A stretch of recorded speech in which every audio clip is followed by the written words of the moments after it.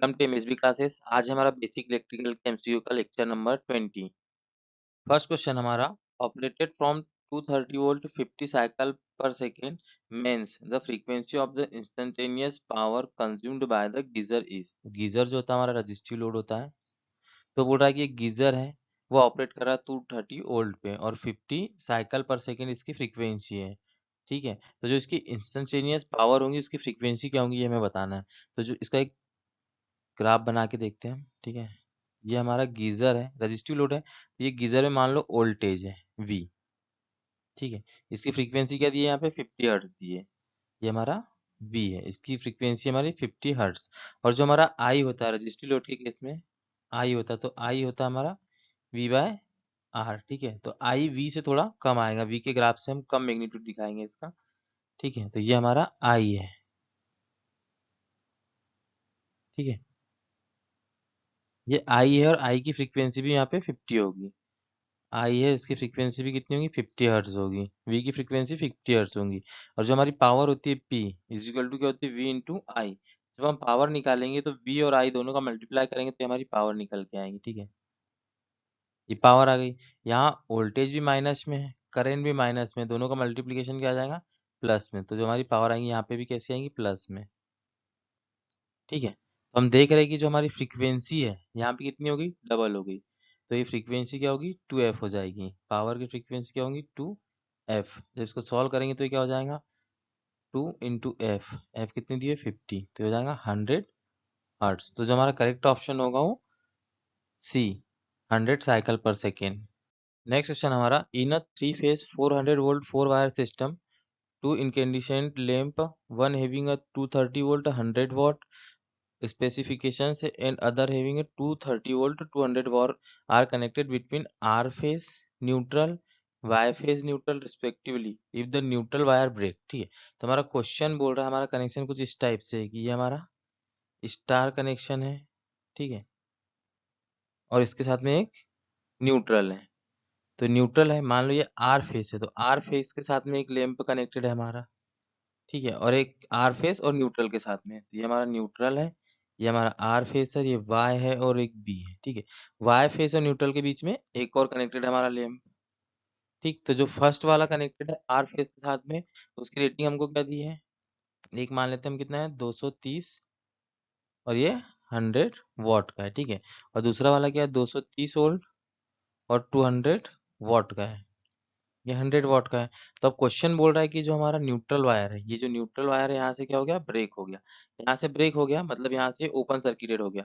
तो जो हमारा दोनों रेजिस्टेंस दोनों लैंप कैसे आ गए सीरीज में आ गए, किसके साथ में, इसका जो वोल्टेज है थ्री फेज का फेज टू फेज वो कितना 400 वोल्ट के साथ में आ गया। ठीक है, तो हम देख रहे हैं कि दोनों का रेजिस्टेंस देखते, तो रेजिस्टेंस क्या होता है R is equal to V square upon में टी। मतलब जिसकी पावर कम होगी उसका रेजिस्टेंस ज्यादा होगा, मतलब जो 100 वॉट वाला होगा इसका रेजिस्टेंस क्या होगा R1 मान लेते हैं ज्यादा होगा comparison to R2।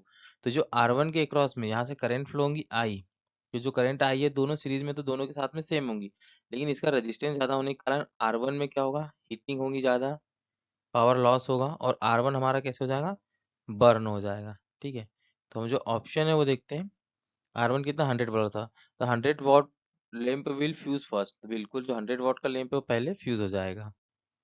Next question हमारा, an inductor is supplied from a sinusoidal voltage source, the magnetic field energy is the inductor change from peak value to minimum value in 10 milli second. ठीक है, peak value से minimum value पर 10 milli second में जाती है, तो हमको frequency बताना है क्या होंगी। ठीक है, तो ये हमारा साइनसॉइडल ग्राफ देखते हैं साइनसॉइडल का, ये है साइनसॉइडल वेवफॉर्म ऐसी होंगी साइनसॉइडल की।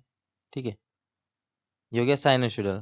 तो जो हमारा इंडक्टर है जिसमें मैग्नेटिक फील्ड है वो मैक्सिमम से मैक्सिमम ये हो गया हमारा से मिनिमम कितनी देर में पहुंच जा रही है 10 मिली सेकेंड में। ठीक है, तो इसको जब यहाँ तक हमारा कंप्लीट एक साइकिल होता तो ये जो बचा ये भी 10 मिली सेकेंड होगा।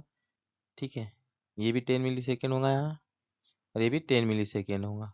ठीक है, तो जो हमारा टाइम पीरियड निकल के आएगा टोटल कितना आ जाएगा 40 मिली सेकेंड। तो जो हमारी फ्रीक्वेंसी होती है वो 1 अपॉन टाइम पीरियड होती है, तो फ्रीक्वेंसी निकल के जाएंगी हमारा 1 अपॉन में 40 मिली सेकेंड मतलब 10 की पावर -3, 10 की पावर -3 ऊपर जाएगा तो 1000/40। जब इसको सॉल्व करेंगे तो ये हो जाएगा हमारा 25 हर्ट्स। ठीक है, तो जो हमारा करेक्ट ऑप्शन होगा option B 25 hertz. Next question हमारा 2000 ohm 2 watt resistor are connected in parallel, their combination resistance value and voltage rating are. ठीक है, तो जब पैरेलल में रेजिस्टेंस कनेक्टेड होते हैं तो इनकी वोल्टेज रेटिंग होती है, जो टोटल पावर होती है दोनों प्लस हो जाती है, मतलब 2 + 2, तो टोटल वोल्टेज रेटिंग क्या हो जाएंगी हमारी 4 वाट हो जाएंगी। और क्या पैरेलल में कनेक्टेड है, उनका रेजिस्टेंस वही है। ठीक है, तो रेजिस्टेंस क्या है, जब पैरेलल में दो रेजिस्टेंस कनेक्टेड हो जाए, कितना कितना 2 2000 है, 2000 ही है, 2000 है। ठीक है, जब 2000 के दो पैरेलल में कनेक्टेड हो तो इसका इक्विवेलेंट इसका हाफ आता है, मतलब 1000 आएगा। ठीक है, कैसे एक बार निकाल लेते हैं, तो R equivalent is equal to 2000 into 2000 upon 2000 plus 2000। ठीक है, तो ये निकल के आएगा हमारा 2000 यूनिट 2000 अपॉन में 4000। 30 से 30 कैंसिल, 2 से 2 टाइम और 2 से ये 1 टाइम, तो 1000 हमारा निकल के आया 1000 ओम। जो हमारा करेक्ट ऑप्शन होगा क्या होगा, 4 वॉट और 1000 ओम, ऑप्शन बी हमारा करेक्ट ऑप्शन होगा। नेक्स्ट क्वेश्चन हमारा, we have 3 resistance each of value 1 ohm 2 ohm 3 ohm, if all the three resistance are to be connected in a circuit, how many different value of equivalent resistance are possible। मतलब कितने different circuit हम बना सकते हैं। तो हमारे total number of resistance कितने, number of resistance है हमारे 3। तो जो हमारे रेजिस्टेंस हमारे इक्विवेलेंट रेजिस्टेंस मतलब इक्विवेलेंट सर्किट अलग अलग कितने बना सकते हैं, तो उसको लिखते हैं हम number of circuit, number of circuit is equal to 2 की पावर n। ठीक है, जितने रेजिस्टेंस दिए हैं 2 की पावर 3, जब इसको सॉल्व करेंगे तो आ जाएगा हमारा 8। तो करेक्ट ऑप्शन क्या होगा हमारा, ऑप्शन डी 8। नेक्स्ट क्वेश्चन हमारा, 1 बीओटी यूनिट इज। ठीक है, तो बीओटी का फुल फॉर्म क्या होता है, बोर्ड ऑफ ट्रेड। मतलब जो हम एनर्जी को सेल करते हैं उसकी जो यूनिट होती है उसको हम बोर्ड ऑफ ट्रेड बोलते हैं। जो हमारा 1 बोर्ड ऑफ ट्रेड होता है वो होता है कि 1000 वॉट को यदि हम 1 घंटे के लिए 1 आवर के लिए चलाएं तो उसको हम बोलते हैं 1 बीओटी। ठीक है, तो ये क्या होता है कि 1 kilo watt hour is equal to 1 BOT. ठीक है, और जो 1 किलो वॉट आवर होता है उसी को हम, यहाँ करेक्ट ऑप्शन हमारा सी होगा 1 किलो वॉट आवर, और जो हमारा 1 किलो वॉट आवर होता है उसी को बोलते हैं हम 1 यूनिट। ठीक है, और जो हमारा 1 kilo watt hour is equal to क्या था 1000 इंटू 60 और को सेकेंड में कन्वर्ट कर दिया तो ये निकलते आता 3.6 इंटू 10⁶ जूल। ठीक है, तो जो हमारा करेक्ट ऑप्शन क्या है यहाँ पे, सी। नेक्स्ट क्वेश्चन हमारा, an electrical heater draw 1000 what from a 250 volt source, the power draw from a 200 volt source is. ठीक है, तो हमको दिया हुआ है कि जब पहले पावर कितनी है 1000 वॉट है, कब, जब वोल्टेज सोर्स है हमारा V1 कितना 250 वोल्ट। ठीक है, तो जब हमको बताना P2 बताना हमको कब, जब हमारा वोल्टेज सोर्स कितना हो गया V2 200 वोल्ट। ठीक है, तो हमारी जो पावर होती है, पावर कहते हैं P is equal to V square upon में R। तो हम यहाँ से रेजिस्टेंस निकाल लेंगे, तो हमारा पावर कितना दिया है, रेजिस्टेंस निकालना, तो R इज इक्वल टू हो जाएगा वी स्क्वेयर अपॉन में पावर। ठीक है, तो रेजिस्टेंस निकालते तो R इज इक्वल टू हो जाएगा हमारा वोल्टेज दिया 250 इंटू 250 अपॉन में पावर कितनी दिया 1000। 20 से 20 कैंसिल, इसको सॉल्व करेंगे तो 25 इंटू 25 हो जाएगा 625 अपॉन में 10, तो हो जाएगा 62.5 ओम रेजिस्टेंस आ गया। अब जो सेकेंड वाली टर्म दी है उससे हम सॉल्व करते हैं कि हमारी पावर क्या होंगी, तो पावर क्या होती है हमने देखा वी स्क्वायर अपॉन में आर। तो वोल्टेज दिया हमको कितना 200। ठीक है, 200 इंटू 200 अपॉन में 62.5। ठीक है, 25 से इसको डिवाइड करेंगे तो ये निकल के आएगा हमारा 2.5, और 25 से इसको डिवाइड करके आएंगे तो आएगा 8। ठीक है, पॉइंट हटा के एक जीरो लगा देते हैं यहाँ पे, तो इससे 8 टाइम कैंसिल हो जाएगा, तो 8 इंटू 8 हो जाएगा 64 जीरो ये वॉट, 640 वॉट आएगा हमारा आंसर। जब 200 वोल्ट के सोर्स से हमारे हीटर को कनेक्ट करेंगे तो 640 वॉट की एनर्जी को ड्रॉ करेगा। नेक्स्ट क्वेश्चन हमारा, the voltage across 1 kilo ohm resistor of the network so in the given circuit. ठीक है, ये 1 किलो ओम का जो रेजिस्टेंस है ना इसके अक्रॉस हमको यहाँ पे वोल्टेज पता करना है। तो हम यहाँ नोडल एनालिसिस का यूज करेंगे, तो नोडल एनालिसिस में हम यहाँ 3 करंट मान लेते हैं, यहाँ I1 है, यहाँ I2 है और यहाँ पे I3 है। ठीक है, तीनों करंट जाने वाली है। ठीक, तो हम देखेंगे कि यहाँ पे I1 plus I2 plus I3 is equal to 0, जाने वाली करंट को हम प्लस ले ले रहे हैं। ठीक है, तो ये हो जाएगा 0। तो अब हम सॉल्व करेंगे तो I1 की वैल्यू क्या होगी, तो हाई वोल्टेज हमारा V है तो I1 होगा हमारा V -10 अपॉन में 2 किलो ओम, ठीक है, 2 किलो ओम का है, सारे किलो ओम में तो हम अभी सिर्फ 2 लिख रहे हैं, आंसर हमारा आ जाएगा वी में, ठीक है। ये आ गया 2 किलो ओम प्लस नेक्स्ट क्या है हमारा I2, तो I2 क्या है हमारा V अपॉन में 1 किलो ओम, के लिख देते हैं यहाँ पे ना, 1 किलो ओम प्लस यहाँ पे देख रहे हैं हमारा क्या वोल्टेज, करंट I3 क्या है V, और यहाँ पे करंट ऐसी फ्लो होंगी इस वोल्टेज सोर्स के कारण, मतलब करंट की डायरेक्शन को सपोर्ट करा, तो यहाँ पे क्या आएगा V प्लस 2 अपॉन में 2 किलो ओम के इजिकल टू 0, ठीक है। यहाँ से हम ये के को हटा सकते हैं कैसे, नीचे से के कॉमन लेके इसको ट्रांसफर कर देंगे तो उधर 0 हो जाएगा, तो आ जाएगा V माइनस 10 अपॉन में 2 प्लस V अपॉन में 1 प्लस V प्लस 2 अपॉन में 2 इज इक्वल टू 0। यहाँ से पूरी इक्वेशन में 2 से मल्टीप्लाई कर देते हैं, तो हो जाएगा V माइनस 10 प्लस यहाँ 2V प्लस 2 से 2 cancel, V plus 2 is equal to 0। तो V कितने होंगे हमारे 2 3 और 4, तो 4V is equal to minus 10 plus 2 minus 8 transfer करेंगे तो 8, तो V निकल के आएगा हमारा 8/4 मतलब 2 वोल्ट। तो जो हमारा करेक्ट ऑप्शन होगा C 2 वोल्ट, ठीक है। हमारा वोल्टेज निकल के कितना है यहाँ पे 2 वोल्ट। नेक्स्ट क्वेश्चन हमारा, a voltage source having a open circuit voltage 150 volt and internal resistance 75 ohm is equivalent to a current source. इससे हमको सोर्स ट्रांसफॉर्मेशन का क्वेश्चन है कि वोल्टेज सोर्स दिया हुआ है जिसका वोल्टेज हमारा 150 वोल्ट और इंटरनल रेजिस्टेंस, वोल्टेज सोर्स का इंटरनल रेजिस्टेंस सीरीज में होता है 75 ओम, ठीक है। तो इसको हमको कन्वर्ट करना है करंट सोर्स में, ठीक है। करंट सोर्स कैसा होता है, ये हो गया हमारा करंट सोर्स, और जो करंट की डायरेक्शन वही होंगी जो वोल्टेज सोर्स में होती है, ठीक है। इसमें यहाँ से वोल्टेज सोर्स की डायरेक्शन, तो करंट की डायरेक्शन हम इसी डायरेक्शन में बनाएंगे, ठीक। और इसमें एक इसका इंटरनल रेजिस्टेंस, तो जब करंट सोर्स बनाएंगे तो इनका इंटरनल रेजिस्टेंस कैसा होता है हमारा पैरेलल में होता है, ठीक है। तो इंटरनल रेजिस्टेंस तो सेम होगा 75, लेकिन इसकी करंट की वैल्यू क्या होगी ये हमें निकालना है। तो जो V होता है V इज इक्वल टू होता है I होता है V/R, ठीक है। तो V कितना है 150 और हमारा R है 75, तो ये निकल के आ गया 2 एम्पियर, ठीक है। तो ये आ गया 2 एम्पियर, तो 2 एम्पियर पैरेलल विद 75 ओम, ये हमारा करेक्ट ऑप्शन होगा। तो ऑप्शन सी हमारा 2 एम्पियर इन पैरेलल विद 75 ओम, तो ऑप्शन सी करेक्ट ऑप्शन होगा। नेक्स्ट क्वेश्चन हमारा, एक inductor with ferromagnetic core is supplied from a sinusoidal voltage source with frequency f, the current draw by the inductor will be, ठीक है। एक inductor है इसमें ferromagnetic core से ये इंडक्टर बना लेते हैं, तो इंडक्टर के लिए हम क्या करते हैं, पहले सबसे पहले बनाते हैं हम यहाँ पे ग्राफ। तो जो वोल्टेज है इंडक्टर में, जो वोल्टेज दिया वो क्या हमारा साइनोसॉइडल वोल्टेज है, तो ये हमारा इंडक्टर का वोल्टेज हो गया, ठीक है। जब हम करंट की बात करेंगे इंडक्टर में, तो inductor rate of change of current का अपोज करता है, ठीक है। तो जो इंडक्टर में करंट है वो कैसे इंक्रीज होती है, वो स्लोली ऐसे करके बढ़ती है, अपने मैक्सिमम पे जाती है, और जैसे ही हमारा करंट का वोल्टेज क्या होगा जीरो होगा, तो इंडक्टर में ये जीरो ना होकर क्या होता है यहाँ से थोड़ा सा इधर चले जाता है, ठीक है। सेम यहाँ पे क्या होगा निगेटिवली बढ़ेगा, तो निगेटिवली भी क्या होता है ऐसा स्लोली बढ़ता है। और ये तो जो हमारा इंडक्टर में जो करंट होती है इसकी वेवफॉर्म से हमको पता चल रहा है कि ये साइनोसॉइडल नहीं होती है, कैसी होती है नॉन साइनोसॉइडल, और फ्रीक्वेंसी तो हमारी सेम ही है, ठीक है। फ्रीक्वेंसी सेम है लेकिन इसका साइनोसॉइडल नहीं है, तो जो हमारा करेक्ट ऑप्शन होगा option B non sinusoidal with frequency F.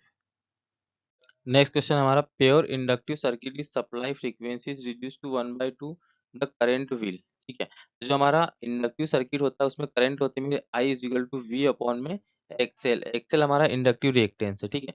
तो जो एक्सएल है वो हो जाता है हमारा 2πf हो जाता है, ठीक है। तो हमारी फ्रीक्वेंसी को हमने क्या कर दिया, फ्रीक्वेंसी को कर दिया हमने 1/2 कर दिया, मतलब हाफ कर दिया, ठीक है। तो फ्रीक्वेंसी को हाफ कर दिया तो हमारा एक्सएल भी क्या हो जाएगा 1/2 हो जाएगा, मतलब हाफ हो जाएगा। जब हमारा एक्सेल हाफ हो जाएगा तो जो हमारी करंट है वो क्या हो जाएगी डबल हो जाएगी, डबल, ठीक है। तो जो हमारा करेक्ट ऑप्शन है बी डबल।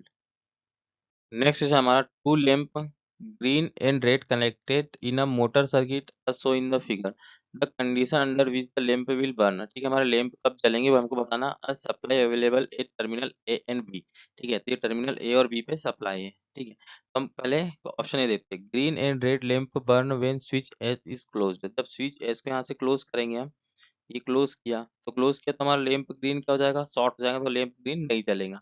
लेकिन ये ऑप्शन क्या पड़ा कि दोनों जलेंगे, तो ये गलत है, ठीक है।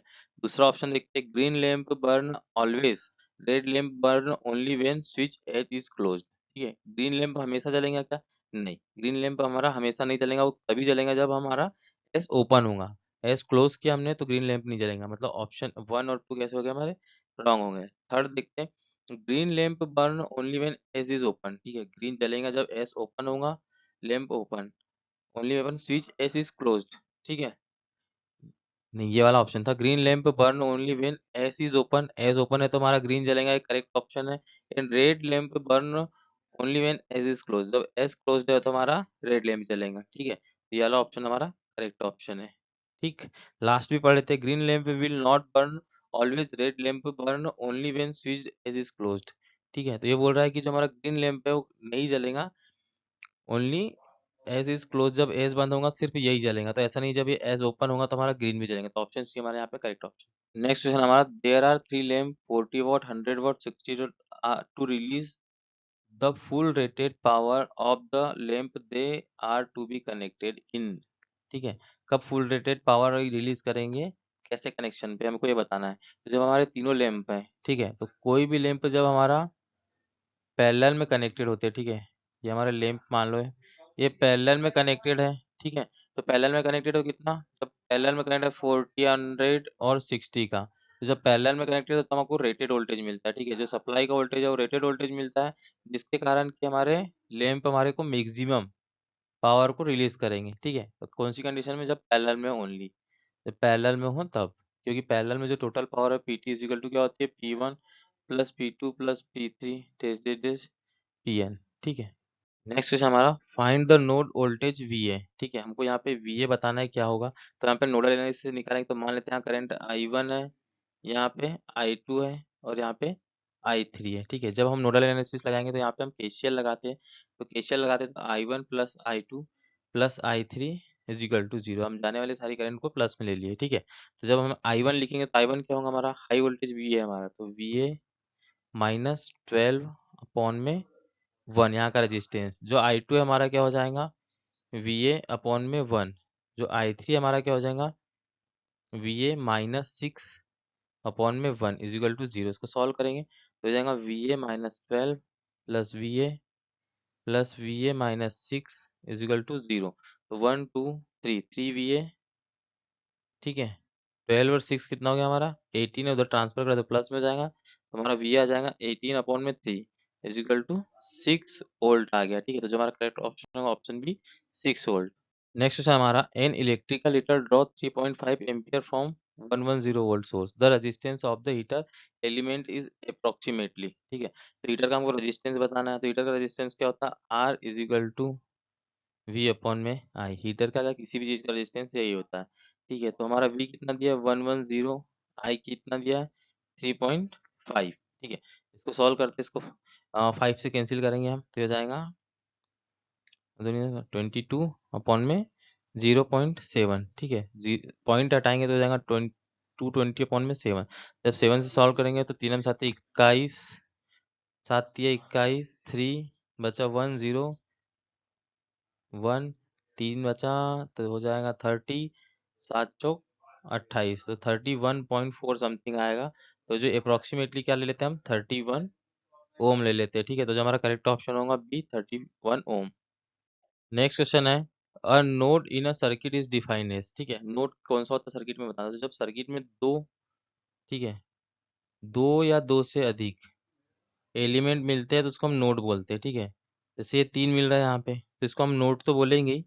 ठीक है, साथ में इसको हम जंक्शन भी बोलते हैं, जब दो से ज्यादा था तो इसको क्या बोलते हैं, जंक्शन बोलते हैं। ठीक है, तो हमारा करेक्ट ऑप्शन होगा option B, junction of two और मोर एलिमेंट। ठीक है, जंक्शन मतलब दो एलिमेंट मिले या दो से ज्यादा एलिमेंट मिले तो इसको हम नोड बोलते हैं। तो करेक्ट ऑप्शन होगा ऑप्शन बी। नेक्स्ट क्वेश्चन हमारा, if the power factor is high then the consumer maximum KVA demand. ठीक है, तो जो मैक्सिमम केवीए डिमांड होती है उसको बोलते हैं हम एपरेंट पावर। ठीक है, एपरेंट पावर, ठीक है, वो होती है हमारी V इंटू आई।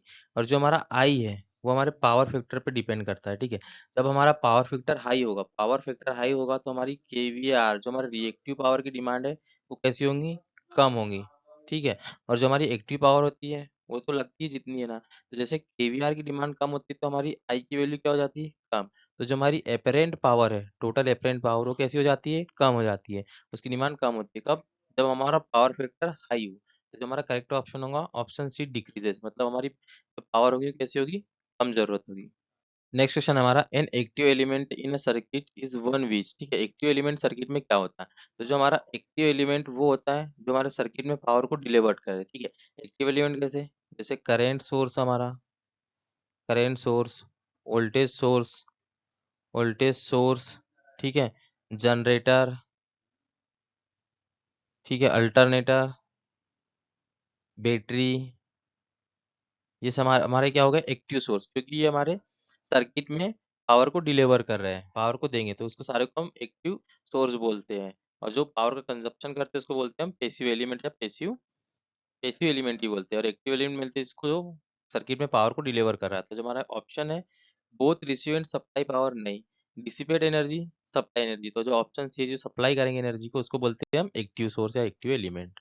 नेक्स्ट क्वेश्चन हमारा, इलेक्ट्रिकल रजिस्टिविटी रो इज, ठीक है, इलेक्ट्रिसिटी रजिस्टिविटी रो के बारे में पूछा तो क्या होती है, R is equal to rho L by A, तो हमारी रो निकल के आती है आर ए बाय एल, ठीक है। रजिस्टिविटी, तो रजिस्टिविटी क्या होती है, जो कंडक्टिविटी होती है, वीटी इज इक्वल टू 1 में रो, ठीक है। सिंपल सा है कि जिसकी रजिस्टिविटी ज्यादा होंगी उसकी कंडक्टिविटी कम होगी, और जिसकी कंडक्टिविटी ज्यादा होंगी उसकी रजिस्टिविटी कम होगी। तो high the copper and low the alloy, तो हाई द कॉपर, तो कॉपर की रजिस्टिविटी ज्यादा नहीं हो सकती क्योंकि कॉपर अच्छा कंडक्टर होता है कंपैरिजन टू एलॉय, ठीक है। नेक्स्ट ऑप्शन क्या है, high for copper as well as alloy, दोनों के लिए हाई होती है, तो ये भी गलत है। नेक्स्ट क्वेश्चन हमारा, low for copper as well as alloy, alloy और कॉपर दोनों के लिए लो नहीं होती है, कॉपर के लिए तो लो होती है लेकिन एलॉय के लिए लो नहीं होगी हमारी रजिस्टिविटी, ठीक है। डी देखते हैं, low for copper and high for alloy, बिल्कुल सही है, क्योंकि हमारी जो कंडक्टिविटी होती है कॉपर के लिए हाई होंगी, मतलब इसका रजिस्टिविटी कम होगी, और जो हमारी एलॉय के लिए हाई होंगी, जो हमारी कंडक्टिविटी लो होंगी और रजिस्टिविटी हाई होंगी, तो ऑप्शन डी हमारा करेक्ट ऑप्शन होगा। नेक्स्ट है हमारा, linear circuit one whose parameters, ठीक है, तो जिसके पैरामीटर, तो जो लीनियर सर्किट होता है, तो लीनियर सर्किट वो होता है जिसके पैरामीटर्स, मतलब जो लीनियर सर्किट के पैरामीटर है वो हमारे करेंट करेंट और वोल्टेज पे डिपेंड नहीं करते हैं, डिपेंड नहीं करते हैं, उसको बोलते हैं हम लीनियर सर्किट पैरामीटर्स, ठीक है। तो जो हमारा करेक्ट ऑप्शन है वो है do not change with voltage and current. जैसे हम देख लेते हैं कि जो हमारा लीनियर पैरामीटर्स है, जैसे कि ये वोल्टेज है, ये करंट है आई, तो जो हमारा पैरामीटर यहाँ से निकल के आता हो क्या होता है, रेजिस्टेंस, जो रेजिस्टेंस होता है वी बाई आई, जो कि हमारे वोल्टेज और करंट पे डिपेंड नहीं कर रहा है, ऑलवेज कांस्टेंट है। तो ये क्या हो गया हमारा लीनियर पैरामीटर, ठीक है। तो जो लीनियर पैरामीटर होता है वो किस पे, वोल्टेज और करंट पे डिपेंड नहीं करता है, ठीक है। तो करेक्ट ऑप्शन होगा ऑप्शन डी। यदि हमारी वीडियो अच्छी लगती है तो प्लीज हमारे वीडियो को लाइक कीजिए, हमारे चैनल को सब्सक्राइब कीजिए। Thank you for watching.